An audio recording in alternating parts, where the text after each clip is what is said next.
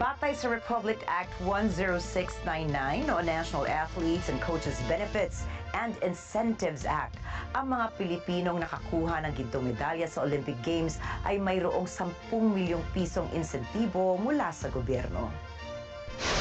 Subalit, dinagdagan pa ni Pangulong Ferdinand Marcos Jr. ng 20 million pesos ang incentives ni Golden Boy Carlos Yulo dahil sa double gold nito sa 2024 Paris Olympics. Dahil dito, 40 million pesos ang kabuoang makukuha ni Yulo, samantalang tig 4 million pesos naman sina Ida Villegas at Nesty Petesio na parehong nakapag-uwi ng bronze medals.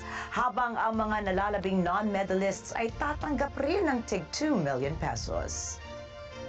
Habang nanonood ako na news, sabi ko, mayaman na ito si Kaloy.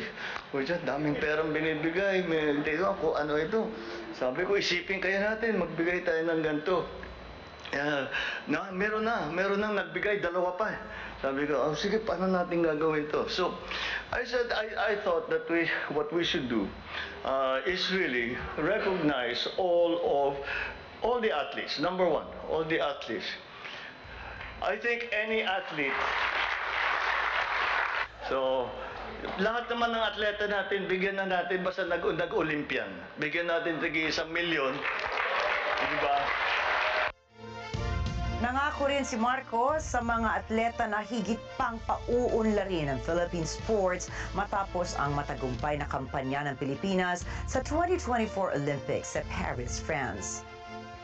Kaugnay nito, iginawad kay Yulo ang Congressional Medal of Excellence ng Kamara. Ito ang pinakamataas na award na ibinigay sa Filipino achievers sa larangan ng sports, business, medicine, science, arts, and culture.